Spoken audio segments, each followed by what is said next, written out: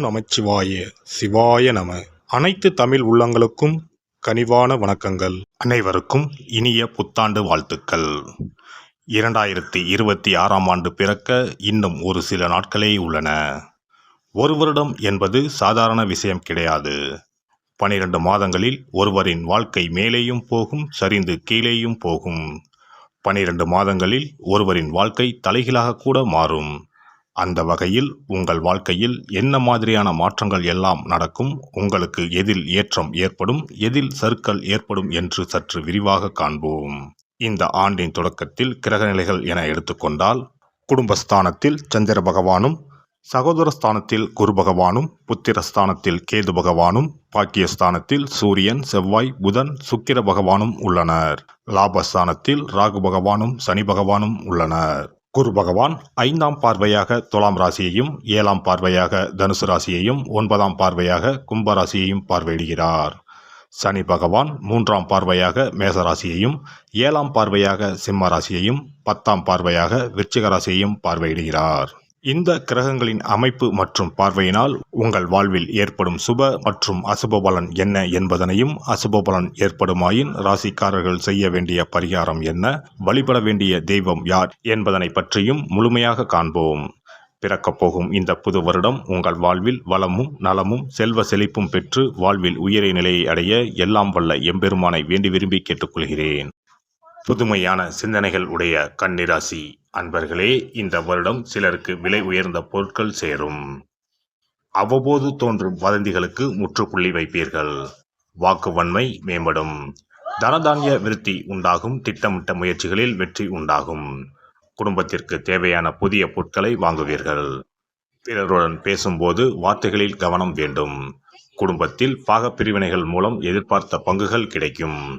புதிய மனை மற்றும் வீடு வாங்குவதற்கான வாய்ப்புகள் ஏற்படும். திருமணமான தம்பதிகளுக்கு மகிழ்ச்சியான செய்திகள் கிடைக்கும். பயணத்தின் போது விழிப்புடன் இருக்கவும். எதிர்பாராத சில பயணங்கள் மூலம் ஆரோக்கியத்தில் ஏற்ற இறக்கமான சூழல் உண்டாகும். பங்காளி வகை உறவினர்களிடம் அனுசரித்து செல்லவும். திருத்தலம் தொடர்பான பயணங்களை மேற்கொண்டு மனம் மகிழ்வீர்கள். பணிபுரிவோருக்கு இந்த ஆண்டு பொறுப்புகள் அதிகரிக்கும். சக ஊழியர்களின் ஒத்துழைப்பு மன மகிழ்ச்சியை ஏற்படுத்தும். எதிர்பாராத சில உதவிகள் அவ்வப்போது கிடைக்கும். சிலருக்கு எதிர்பாராத வகையில் இடமாற்றம் ஏற்படும். வியாபாரிகளை பொறுத்தவரை இந்த ஆண்டு சாதகமான போக்குகள் உருவாகும். பெரிய அளவிலான முதலீடு விஷயங்களில் கவனம் வேண்டும். பணிபுரிபவர்களிடம் இருந்து வந்த கருத்து வேறுபாடுகள் நீங்கும். புதிய தொழில்நுட்ப கருவிகளின் வரவால் சில நேரங்களில் கையிருப்புகள் குறையும். மனை சார்ந்த வியாபாரத்தில் ஆதாயம் மேம்படும். பெண்களை பொறுத்தவரை இந்த ஆண்டு புதுவிதமான இடங்களுக்கு சென்று வருவது குறித்த சிந்தனைகள் அதிகரிக்கும். உடல் ஆரோக்கிய விஷயங்களில் கவனம் வேண்டும். சூடு தொடர்பான பிரச்சனைகள் அவ்வப்போது ஏற்பட்டு மறையும். குழந்தைகளிடத்தில் சூழ்நிலை அறிந்து செயல்படவும். விளையாட்டான பேச்சுக்களை குடும்ப உறுப்பினர்களிடத்தில் தவிர்க்கவும். அரசியல்வாதிகளை பொறுத்தவரை இந்த ஆண்டு ஆதாயமான பலன்கள் உருவாகும். எதிர்பாராத சில வரவுகள் அமையும். திடீர் பயணங்களால் சரியான நேரங்களில் உணவு உட்கொள்ள முடியாத சூழல் அமையும். புதிய முயற்சிகளில் ஆலோசனை பெற்று முடிவெடுப்பது நன்மை தரும். கலைஞர்களை பொறுத்தவரை இந்த ஆண்டு மகிழ்ச்சியான செய்திகள் கிடைக்கும். தடைப்பட்ட சில வாய்ப்புகள் சாதகமாக அமையும். பொருளாதாரத்தில் ஏற்ற இறக்கங்கள் உண்டாகும். உடல் ஆரோக்கியத்தில் சற்று கவனம் வேண்டும். மாணவர்களை பொறுத்தவரை கல்வியில் இருந்து வந்த ஆர்வமின்மை குறையும். அடிப்படை கல்வியில் ஏற்ற இறக்கமான சூழல் ஏற்பட்டாலும் நல்ல மதிப்பெண்களை பெறுவீர்கள். உயர்நிலை கல்வியில் இருப்பவர்கள் பாடங்களை 1க்கு 2 முறை படிப்பது நல்லது. விளையாட்டுப் போட்டிகள் மூலம் திறமைகள் வெளிப்படும். இந்த வருட கிரக அமைப்புகள் அடிப்படையில் கன்னிராசி அன்பர்களுக்கு புதிய வீடு மற்றும் மனை வாங்குவதற்கான வாய்ப்புகள் உருவாகும். உடல் ஆரோக்கிய பிரச்சனைகள் கட்டுப்பாட்டுக்குள் வரும். உறவுகள் இடத்தில் அனுசரித்து செல்லவும். கால்நடை விஷயங்களில் பெரிய அளவிலான முதலீடுகளை தவிர்ப்பது நல்லது. திங்கட்கிழமை தோறும் பார்வதி தேவியாரை வழிபாடு செய்து வர சேமிப்பும் தொழில் வளமும் பெருகும். சிறப்பு தொகுப்பு. புத்தாண்டு அன்று செல்வம் பெருக நாம் என்ன செய்ய வேண்டும் என்பதனை பற்றி காண்போம். புத்தாண்டு அன்று நாம் சில விஷயங்களை செய்வதன் மூலம் வீட்டில் செல்வ செழிப்பும் அதிர்ஷ்டமும் மகாலட்சுமி கடாட்சமும் உண்டாகும். ஆகையால் புத்தாண்டு அன்று அதிர்ஷ்டம் தரக்கூடிய வகையில் சில விஷயங்களை கட்டாயம் செய்ய வேண்டும். இன்னும் சில நாட்களில் 2026ஆம் ஆண்டு பிறக்கப் போகிறது. அதாவது ஜனவரி 1/1/2026 அன்று கோவிலுக்கு செல்வது, தானம் செய்வது, புது ஆடை அணிவது மற்றும் வீட்டிற்கு தேவையான பொருட்களை வாங்குவது என பலவற்றை செய்வதன் மூலம் நற்பலன்களை பெற முடியும். பொதுவாக பெரும்பாலான வீடுகளில் எதிர்மறையான எண்ணங்கள் எப்போதும் இருந்து கொண்டே இருக்கும். இதனால் வீட்டில் அதிர்ஷ்டம் என்பதே இருக்காது. முக்கியமாக குடும்பத்தில் மகிழ்ச்சி என்பதே இருக்காது. இவை அனைத்திற்கும் தீர்வு கடவுள் வழிபாடு ஒன்றே ஆகும். கடவுளுக்கு உரிய பொருட்களை வாங்கி வழிபடுவதன் மூலம் வீட்டில் நேர்மறை ஆற்றல் பெருகி குடும்பத்தில் மகிழ்ச்சியும் செல்வ செழிப்பும் உண்டாகும். புத்தாண்டு அன்று வாங்க வேண்டிய 3 முக்கியமான பொருள்: துளசி இலை, ஏலக்காய், கல்உப்பு. துளசி இலை, ஏலக்காய், கல்உப்பு ஆகிய 3ம் மகாலட்சுமியின் அம்சம். ஆகையால் வருடத்தின் முதல் நாள் அன்று மேற்கூறிய 3 பொருட்களை வாங்குவதன் மூலம் வீட்டில் செல்வ செழிப்பு உண்டாகும். துளசி இலையை வாங்கி வந்து பூஜை அறையில் பெருமாளுக்கும் ஆண்டாளுக்கும் வைத்து வழிபட வேண்டும். அடுத்து ஏலக்காய் வாங்கி வந்து பூஜை அறையில் விளக்கின் அருகில் வைத்து வழிபட வேண்டும். செல்வ செழிப்பு உண்டாக்குவதில் கல்உப்பு முக்கியமான பொருளாகும். ஆகையால் கல்உப்பை வாங்கி கட்டாயமாக பூஜை அறையில் வைத்து வழிபட வேண்டும்.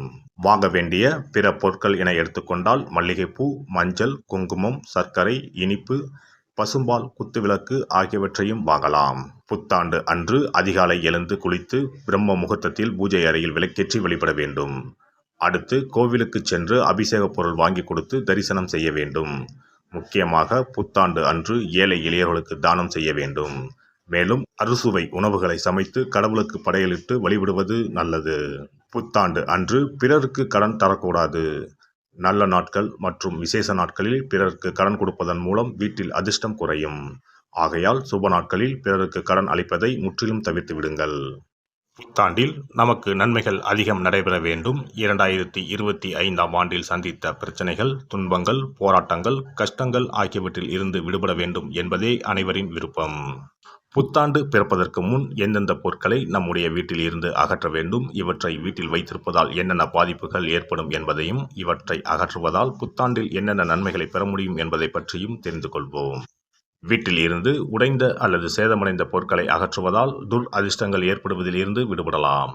இவைகள் எதிர்மறை ஆற்றல்களை எளிதில் ஈர்க்கக்கூடியவையாகும்.